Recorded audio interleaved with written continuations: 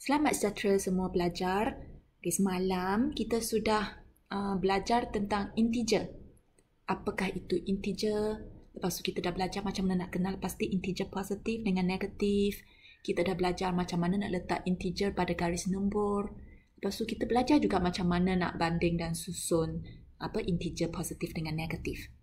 Okay, so hari ini oleh sebab cikgu kena bertugas di sekolah, so cikgu tak boleh mengajar secara atas talian.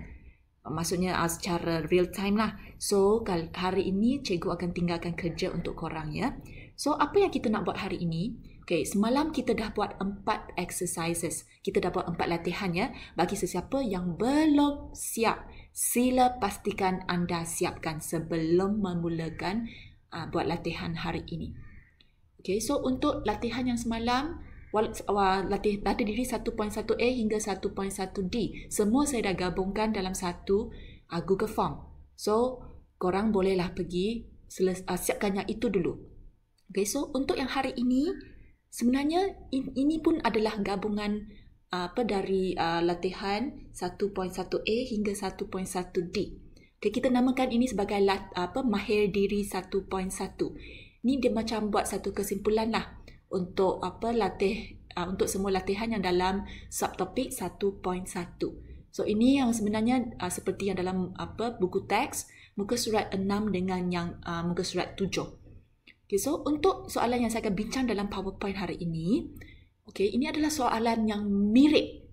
Sebenarnya sangat-sangat mirip dengan soalan-soalan dalam buku teks muka surat 6 dengan 7. So lepas saya bincang yang ini, kamu semua dikehendaki untuk menjawab soalan mahir diri 1.1 di Google Form yang saya sudah sediakan. Soalan tu memang sama macam yang buku teks. Okey, so nanti korang boleh cuba menjawab ya. Okey, saya nak semua menjawab ya. Jawab sekali sahaja dah cukup. Kalau saya rasa lepas saya semak ada pelajar yang memang saya rasa dia perlu buat semula, saya akan PM. Okey, so untuk yang hari ini punya, lepas menjawab, korang pun boleh menyemak jawapan terus ya. Okay, so kita buat sikit imbas kembali tentang integer. Baik pelajar, di satah ini kita nampak ada garis nombor yang melintang dan garis nombor yang menegak. Okay, so pada garis-garis nombor ini, kita boleh tahu bahawa semakin ke kanan dan semakin ke atas, okay, kita boleh tahu nilai nombor dia adalah semakin besar. Okay, contoh, kalau kita tengok 2 dengan 3, semakin ke kanan, nombor itu nilai dia semakin besar. 3 lebih besar daripada 2, betul tak? So, ini maksudnya. Okay, so di sebaliknya, jika semakin ke kiri dan semakin ke arah bawah, okay, kita tahu nilai nombor dia semakin kecil. Maksudnya di sini, kalau kita nampak di sini ada negatif 1 dengan negatif 2, untuk yang paling bawah sekali, nilai nombor dia adalah paling kecil. So, negatif 2 adalah kecil daripada negatif 1. So, itu maksud dia. That's why dalam kehidupan harian, kita boleh buat kesimpulan bahawa nombor positif mewakili arah ke kanan dan atas dan nombor negatif mewakili arah ke kiri dan bawah. Okay, so ini apa yang kita dah belajar semalam. Okay, so apakah itu integer? Kita sudah belajar semalam juga. Okay, dia merupakan nombor bulat yang positif dan nombor bulat yang negatif. Termasuk sifar. Maksudnya kosong ini pun termasuk. Kosong ini special dalam integer. Okay, sebab selain daripada kosong, integer-integer lain dia bersifat positif ataupun bersifat negatif. Okay, tetapi untuk kosong, kita tak ada kata itu adalah positif kosong ataupun negatif kosong. Untuk kosong, dia tak ada sifat positif atau negatif. Kosong tu kosong je. Dia neutral. Dia special. Okay. So, untuk nombor positif, kita boleh tulis dengan simbol positif ataupun tanpa tanda. Contoh yang ni. Kita tak payah tulis positif pun. Okay, untuk positif, kita tak payah tulis. Tapi untuk negatif, kita wajib tulis di depan setiap nombor yang bersifat negatif.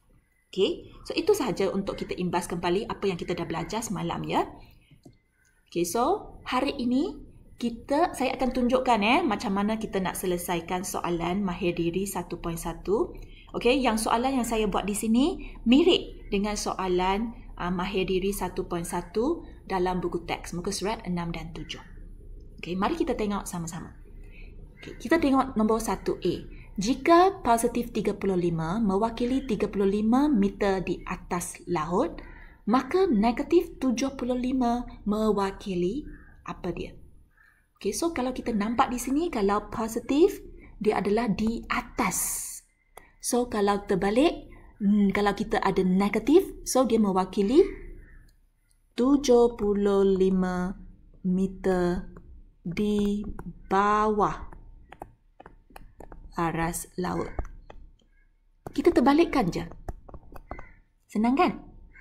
Okay, so sama juga untuk B. Positif 70 mewakili pergerakan 70 meter ke arah utara. Geografi korang dah belajar kan? Kalau utara, atas ni utara. Sebelah kanan ni timur. Sebelah kiri ini barat. So, kalau arah yang bertentangan dengan utara, apa dia? Yes, arah itu adalah selatan. So, kita boleh buat dengan kita salin balik soalan dia tu, just kita tukarkan perkataan yang dia ada pertentangan arah tu. Okey, maka negatif 97 mewakili pergerakan, kita ikut yang atas, 97 meter ke arah selatan. Itu je. Tak susah kan? Okey, mari kita tengok soalan C. Jika positif 105 mewakili RM105 dikreditkan ke dalam suatu akaun simpanan, maka RM93 didebit dari akaun diwakili oleh, kita boleh nampak kredit dengan debit. Ini maksud mereka adalah berlawanan. Okey, so senang sahaja. So kalau di sini kita kata RM93 didebit. So kalau kredit itu adalah positif, so debit adalah negatif. Okey, so nilai itu berapa? 93. Itu sahaja. Okey, boleh dia terbalik. Okey, so untuk soalan D pun sama. Jika positif 1058 mewakili keuntungan sebanyak RM1,058, maka kerugian. Untung maksudnya duit bertambah. Rugi maksudnya duit berkurang sebab dia terbalik. Mereka punya maksud adalah pertentangan ya. Okey, sebanyak RM581 diwakili oleh, tadi untung positif. So sekarang rugi itu negatif. So negatif 581. Itu sahaja untuk soalan 1. Senang kan? Okey, so tak susah ya. Okey, mari kita tengok soalan nombor 2. Nyatakan nombor-nombor berikut dengan tanda positif atau negatif. Okey, di sini kita ada kata kunci ya. A, kurang 74 daripada sifar. Okey, ini kita dah belajar semalam ya, garis nombor tu. Okey, so kalau kurang kita tahu itu adalah negatif. Okey, kurang 74 daripada sifar, so negatif 74. Okey, so untuk yang ini kita tahu untuk B, lebih. Lebih itu adalah positif. So kita tulis positif 85. Cikgu, boleh tak nak tulis positif? Boleh. Untuk jawapan yang ini, awak terus tulis 85 pun boleh. Tak nak tulis positif pun tak apa. Okay? Depends. Okay? Bagi saya, kita tulis untuk soalan ni sebab nak awak supaya awak tak rasa keliru. Okay? Kurang tu negatif, lebih itu positif. Okay? Untuk soalan nombor 3, senang. Senaraikan semua integer daripada negatif 7 hingga 5. Okay, so maksudnya kita perlu senaraikan semua nombor yang mungkin di antara negatif 7, bukan di antara ya, dari negatif 7 hingga 5. Okay, so nombor yang paling kecil adalah, di sini kita ada nombor negatif dengan nombor positif. Nombor negatif sentiasa paling kecil. So kita akan mula dengan negatif 7 dulu ya. So negatif 7, okay, so sebelah negatif 7, negatif 6. Negatif 5, negatif 4, negatif 3, negatif 2, negatif 1, 0, 1, 2, 3, 4, 5. Itu sahaja. Okey, so di ini sebenarnya dia sama macam yang nombor-nombor positif dengan negatif ada pada garis nombor. Sekarang kita abaikan garis nombor tu, kita tulis terus nombor-nombor yang tersebut. Okay, sama juga untuk soalan B. Negatif 10 hingga 2. So, kita mula dengan negatif 10, negatif 9, negatif 8, negatif 7, negatif 6, negatif 5, negatif 4, negatif 3, negatif 2, negatif 1, kosong. Jangan lupa kosong. 1, 2. Itu sahaja. Senang kan? Okay, just anggap kita menulis pada garis nombor. Sekarang kita hilangkan garis nombor tu. Terus tulis nombor je. Okay, so boleh ya. Mari kita tengok soalan nombor 4. Tentukan sama ada setiap nombor yang berikut ialah integer atau bukan. Ingat yang sebelum ni kita dah belajar, integer itu nombor bulat yang bersifat positif dengan negatif termasuk sifar. Okey, ingat ini ya. Okey, nombor perpuluhan, pecahan, semua itu bukan integer. Okey, so senang sahaja. Kita tahu, okey, sebab saya tak lukis kotak ya, saya buat sendiri. Okey, so untuk negatif 14, adakah ini integer? Ya. 3.7, nombor perpuluhan, adakah ini integer? Bukan. 9, adakah ini integer? Ya. Negatif 2.6, adakah ini integer? Bukan ya, sebab ini nombor perpuluhan. Okay, so 73, adakah integer? Ya, ini integer positif. Untuk kosong, sentiasa adalah integer. Dan untuk negatif 1 adalah integer negatif. So, ini adalah integer. So, yang bukan integer hanya ada dua jawapan, iaitu 3.7 dan negatif 2.6. Senang kan? So, memang senang ya. Saya harap awak boleh faham. Kalau siapa yang tak faham lagi, sila tengok video pembelajaran yang semalam. Okey, sebab ini memang senang. Saya nak semua dapat bezakan mana satu nombor itu adalah integer, yang mana satu adalah bukan. Okey, boleh ya. So, mari kita tengok soalan yang terakhir. Banding dan susun suhu berikut mengikut tertib dengan bermula daripada suhu yang paling sejuk. Apa maksud paling sejuk? Paling sejuk itu maksudnya dia punya nilai nombor tu kecil ke besar? Ini yang awak kena fahamkan dulu. Okay, so cuba bayangkan kalau 100 darjah Celsius itu adalah kita punya pendidihan, suhu pendidihan ya. So maksudnya suhu itu tinggi. Okay, so 0 darjah Celsius itu adalah suhu beku, suhu yang beku lah, maksudnya suhu yang ais, yang kita boleh buat ais. Okay, so kalau macam tu 100 dengan 0, mana satu sejuk? 0 yang sejuk. Maksudnya nombor yang nilainya lebih kecil itu adalah lebih sejuk.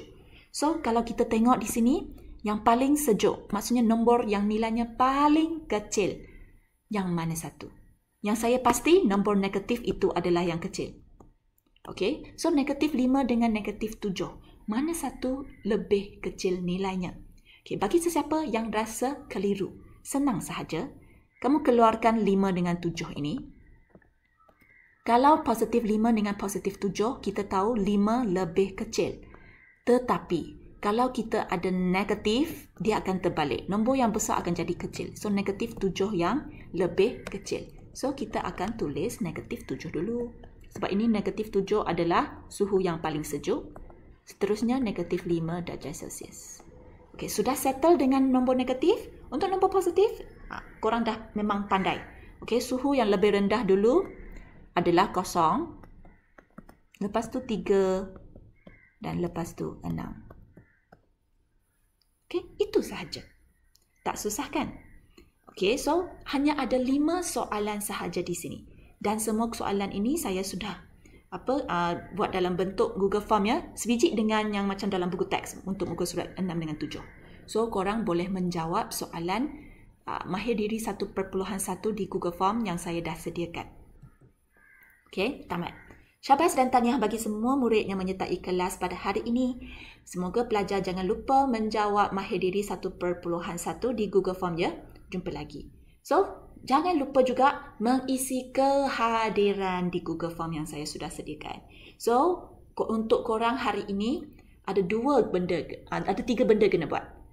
Okey, 1, tengok video ini. 2, isi kehadiran di Google Form. Dan yang ketiga, menjawab mahir diri 1.1 di Google Form.